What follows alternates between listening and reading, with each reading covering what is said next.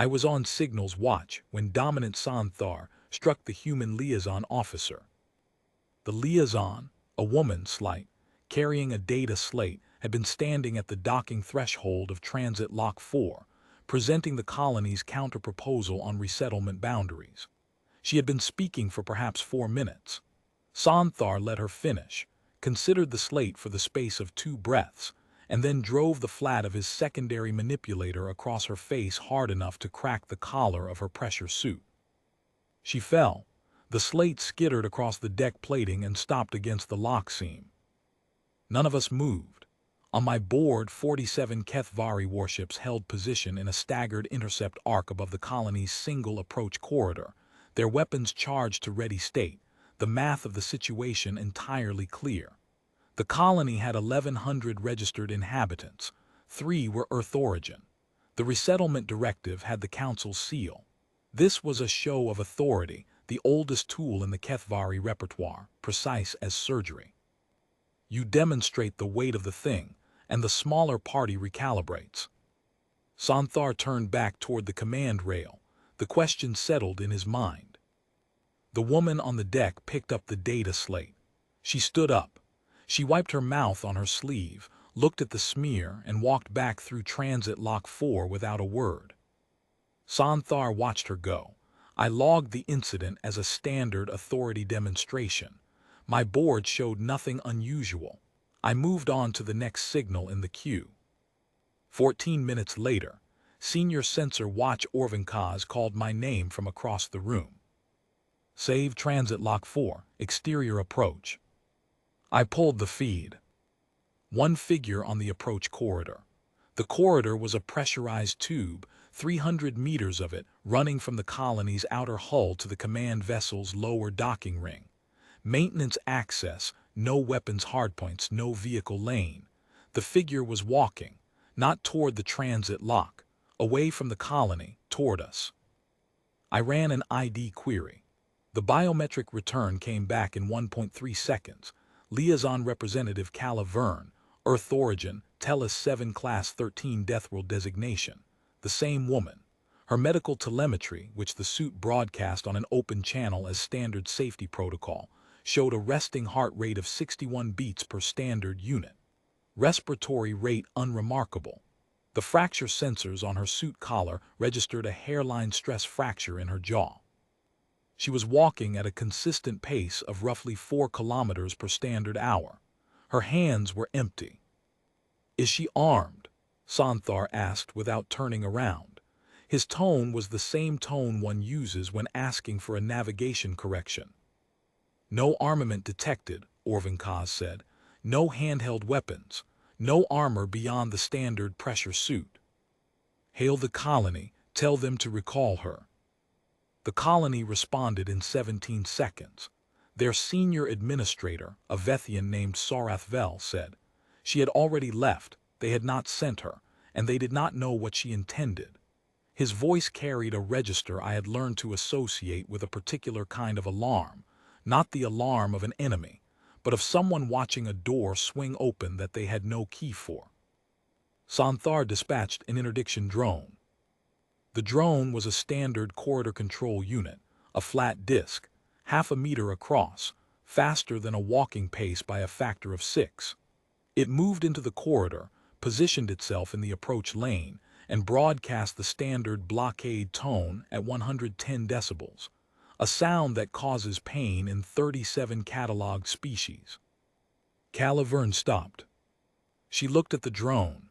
She reached out, gripped its leading edge with both hands, and walked it into the corridor wall. The disc crumpled against the hull plating. She kept walking. I checked her telemetry again. Heart rate, 62. She had not broken stride long enough to raise it. "Send the suppression crew," Santhar said. 4 Keth-Vaari enforcement officers in full restraint armor entered the corridor from the ship's end. Standard kit. Shock staffs set to maximum compliance level, rated to render any of 39 species non-ambulatory in under 3 seconds of contact. They met her at the corridor's midpoint. What happened next took 11 seconds. I watched it on the corridor feed. She did not run, she did not rush, and she did not appear angry. She moved through them the way water moves through a drain, not opposing, redirecting. The first officer swung. She was not where he swung. The second tried a grip hand down. She put him into the corridor wall with what I later measured as 3.1 kilojoules of force transferred through her shoulder from a standing position at walking pace. The third made contact with the shock staff. The telemetry on her suit registered the discharge and noted it. Her heart rate ticked up to 68. The fourth officer stepped to the side. He did not engage. I filed that in the back of my mind and did not revisit it until much later. She stepped over the first officer and kept walking. 64 beats per standard unit. The fracture in her jaw was the same hairline stress fracture it had been when she left. I had a decision to make about what to log, and I could not make it, because there was no classification in my board's taxonomy for what I was watching. The system wanted to know whether the entity in the corridor was a threat or a non-threat, and I sat there with my hands on the keys, not entering either, because both answers felt wrong in a way I did not have the language for. Santhar hailed her directly. His voice came through every speaker in the corridor at full Keth-Vaari command register, a tone that carries the auditory weight of absolute institutional authority, a sound that the species produces only when it intends the next statement to be the last one. "You will stop," he said. "You are in violation of blockade statute. The weight behind this order is 47 Keth-Vaari warships. You will stop." She stopped. She was perhaps 40 meters from our docking ring. She looked up at the speaker grill above her, where his voice was coming from. "Liaison Representative Keth-Vaari," she said, "tell us 7. You struck her 11 minutes and 42 seconds ago." Her voice was level. She might have been reading a fuel log. "I'm here to determine whether that's something we're resolving today or something we're continuing." The bridge was quiet. I mean, it was physically quiet, the hum of the ventilation system, nothing else. 8 officers and dominant Santhar, and not one of us produced a sound. I looked at my board. The telemetry on her suit still showed 64 beats per standard unit. The hairline fracture in her jaw had not changed. She had walked 300 meters through an interdiction drone, and 4 armored enforcement officers at the pace of someone crossing a room to retrieve a document she had left behind, and her body had logged it as routine effort. Santhar stood at the command rail and did not speak for a long time. Then he said, "The incident at Transit Lock 4 will be reviewed under standard oversight procedure. Representative Verne will receive medical attention and a formal." "The incident," she said, "took place 47 minutes ago by Keth-Vaari Council reckoning, which is the reckoning that governs this corridor. The oversight window for standard procedure closes in 13 minutes. I can wait here if you need the time." He closed the channel. He opened it again 9 seconds later. "Representative Verne will be compensated and the record corrected. The blockade is suspended pending council review of the resettlement boundary dispute. You may return to the colony." She stood there for a moment.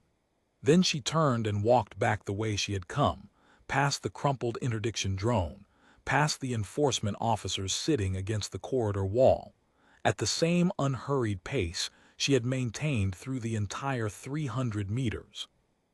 I watched her go on the feed until she disappeared through Transit Lock 4.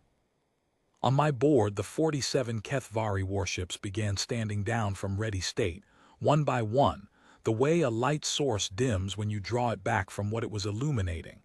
I logged the signals: suppression crew to medical, interdiction drone to maintenance, blockade suspension, council notation, pending review. I sat at my console for a long time after that, running the numbers. 47 warships. 47. The weapons payload on this vessel alone was sufficient to reduce the colony to atmosphere, and she had walked toward it, not because she was certain she would succeed, not because she had a plan that involved anything other than her own 2 feet, but because the officer at Transit Lock 4 had struck a colleague, and the count of seconds since then was a number that apparently needed to mean something. I had no category for that in my taxonomy either. I filed the log, noted the outcome, and wrote one line in the margin that I did not include in the official record. Do not mistake a quiet approach for an idle one. Santhar did not speak for the rest of the shift. He stood at the command rail, looking at the approach corridor feed on the secondary display, and I do not know what he was thinking. I know what I was thinking.